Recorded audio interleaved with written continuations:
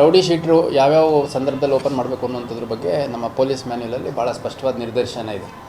ಯಾರಿಂದ ಸಾರ್ವಜನಿಕ ನೆಮ್ಮದಿ ಮತ್ತು ಶಾಂತಿ ಭಂಗ ಆಗುತ್ತೆ, ಯಾರಿಂದ ಈ ಮಹಿಳೆಯರು ಮತ್ತು ಮಕ್ಕಳ ಸುರಕ್ಷತೆಗೆ ಅಡ್ಡಿ ಆಗುತ್ತೆ, ಸಾರ್ವಜನಿಕ ಸ್ಥಳಗಳಲ್ಲಿ ವಿವಿಧ ಕೃತ್ಯಗಳಲ್ಲಿ ತೊಡಗಿಕೊಳ್ಳೋಂಥವ್ರು, ಅದೇ ರೀತಿ ಆರ್ಮ್ಸ್ ಇಟ್ಕೊಂಡು ಹರಿತಾದ ಚಾಕು ಚೂರಿ ಇರ್ಬೋದು ಅಥವಾ ಬೇರೆ ಆರ್ಮ್ಸ್ ಇಟ್ಕೊಂಡಿರುವಂಥದ್ದು, ಆಮೇಲೆ ವ್ಯವಸ್ಥಿತವಾಗಿ ನಿರಂತರವಾಗಿ ಕಾನೂನು ಬಾಹಿರ ಚಟುವಟಿಕೆಗಳಲ್ಲಿ ಶಾಂತಿ ಕದಡುವಂಥ ಪ್ರಯತ್ನದಲ್ಲಿ ಮಾಡಿರುವಂಥದ್ದು ಹೀಗೆ ಹಲವಾರು ಕ್ಯಾಟಗರಿ ಇದೆ.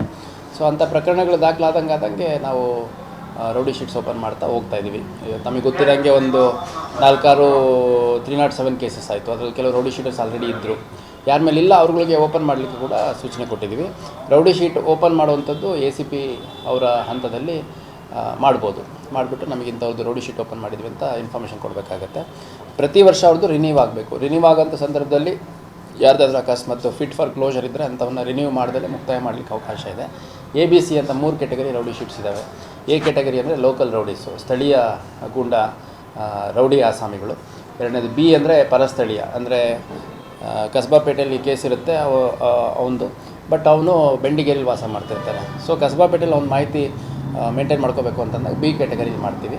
C ಕ್ಯಾಟಗರಿಲಿ ಒಂದು ಬಡ್ಡಿಂಗ್ ರೌಡೀಸ್ ಅಂತ ಬರ್ತಾರೆ. ಅಂದರೆ ಅವ್ರ ಮೇಲೆ ಕೇಸ್ ಇರಲಿ ಬಿಡಲಿ, ಅವರಿಂದ ಇವತ್ತಲ್ಲ ನಾಳೆ ಏನಾದರೂ ಸಮಾಜ ಶಾಂತಿ ಮತ್ತು ಸುಭದ್ರತೆಗೆ ಸುರಕ್ಷತೆಗೆ ತೊಂದರೆ ಆಗುತ್ತೆ ಅನ್ನಂಗಿದ್ರೆ ಅಂಥವ್ರನ್ನ ನಾವು ಬಡ್ಡಿಂಗ್ ರೌಡೀಸ್ ಅಂತ C ಕ್ಯಾಟಗರಿಲಿ ಓಪನ್ ಮಾಡಲಿಕ್ಕೆ ಅವಕಾಶ ಇದೆ. ಸೊ ಒಟ್ಟಾರೆಯಾಗಿ 1700 it is a very big number. ಯಾಕಂದರೆ ಹುಬ್ಳಿ ಧಾರವಾಡ ಕಮಿಷನರೇಟಲ್ಲಿ ಸ್ಟಾಫ್ ಸ್ಟ್ರೆಂತೆ 1700 ಇಲ್ಲ. ಹಂಗಿದ್ದಾಗ ಅಟ್ಲೀಸ್ಟ್ ಇವಾಗ ನಾವೆಲ್ಲ ಬೆಂಗಳೂರಲ್ಲೆಲ್ಲ ಹಿಂದೆ ಮಾಡಿದ್ರು, ಒಬ್ಬ ಸಿಬ್ಬಂದಿಗೆ ಒಬ್ಬ ರೌಡಿ ಶೀಟರ್ ವಾಚ್ ಮಾಡಲಿಕ್ಕೆ ಕೊಡುವಂಥದ್ದು ಅಂತ. ಸೊ ಆ ಲೆಕ್ಕದಲ್ಲಿ ನೋಡಿದರೆ ನಮಗೊಂದು 1700 ನಂಬರ್ ತುಂಬ ಜಾಸ್ತಿ ಇದೆ. ಅದನ್ನು ಕ್ಲೋಷರ್ ಮಾಡುವಂಥದ್ದು ಭಾಳ ವರ್ಷಗಳಿಂದ ಕಡಿಮೆ ಸಂಖ್ಯೆಯಲ್ಲಿ ಮಾಡಿದ್ದಾರೆ. ಸ್ವಲ್ಪ ಹೆಚ್ಚಿನ ಸಂಖ್ಯೆಯಲ್ಲಿ ಮಾಡುವಂಥ ಅವಶ್ಯಕತೆ ಇದೆ. ಮತ್ತು ಯಾವುದಾದ್ರೂ ಜೆನ್ಯೂನ್ ಕೇಸಸ್ ಇದ್ದರೆ ಕ್ಲೋಸ್ ಮಾಡಲಿಕ್ಕೆ ನಮಗೆ ಪೊಲೀಸ್ ಮನೆಯಲ್ಲಿ ಅವಕಾಶ ಕೂಡ ಇದೆ. ಸೊ ಹಂಗಾಗಿ ಅದರ ಹಿನ್ನೆಲೆಯಲ್ಲಿ ರೌಡಿ ಶೀಟರ್ಸು ಕೇವಲ ಒಂದು ಡಾಕ್ಯುಮೆಂಟ್ ಆಗಿ ಉಳ್ಕೋಬಾರ್ದು. ಅದು ಶಾಂತಿ ಸುವ್ಯವಸ್ಥೆ ಹಾಳು ಮಾಡೋವಂಥವ್ರಿಗೆ ಒಂದು ಎಚ್ಚರಿಕೆ ಕೊಡೋದಕ್ಕೆ ಕೂಡ ಅದು ದಾರಿ ಆಗಬೇಕು. ಅದ್ರ ಜೊತೆಗೆ ಯಾರು ಒಳ್ಳೆ ರೀತಿಯಲ್ಲಿ ಬದುಕೊಂಡಿದ್ದಾರೆ ಅಂಥವ್ರದ್ದು ರೌಡಿ ಶೀಟರ್ಸ್ ನಾವು ಇಟ್ಕೊಳ್ಳೋಂಥ ಅವಶ್ಯಕತೆ ಇಲ್ಲ. ಅದನ್ನು ಕ್ಲೋಸ್ ಮಾಡಲಿಕ್ಕೆ ಅವಕಾಶ ಇರುತ್ತೆ. ಹಂಗಾಗಿ ನಾನು ಮನವಿ ಮಾಡೋದು ಮಾಧ್ಯಮದವ್ರ ಮುಖಾಂತರ, ಗೌರಿ ಗಣೇಶ ಮತ್ತು ಈದ್ ಮಿಲಾದ್ ಹಬ್ಬ ಏನಿದೆ ಅತ್ಯಂತ ಶಾಂತಿಯುತವಾಗಿ ನಡಿಬೇಕು ಅನ್ನೋ ದೃಷ್ಟಿಯಿಂದ ಪೊಲೀಸ್ ಇಲಾಖೆ ಸೇರಿದಂತೆ ಜಿಲ್ಲಾಡಳಿತ, HDMC, ಜಿಲ್ಲಾಧಿಕಾರಿಗಳು ಎಲ್ಲರೂ ಸಾಕಷ್ಟು ಸಭೆಗಳನ್ನು ಮಾಡಿ ಚುನಾಯಿತ ಪ್ರತಿನಿಧಿಗಳು ಮತ್ತು ವಿವಿಧ ಜಾತಿ ಧರ್ಮದ ಮುಖಂಡರು ಎಲ್ಲರ ಜೊತೆ ನಾವು ನಿರಂತರ ಸಂಪರ್ಕದಲ್ಲಿ ಇದ್ಕೊಂಡು ಅತ್ಯಂತ ಶಾಂತಿಯುತವಾಗಿ ನಡಿಬೇಕು.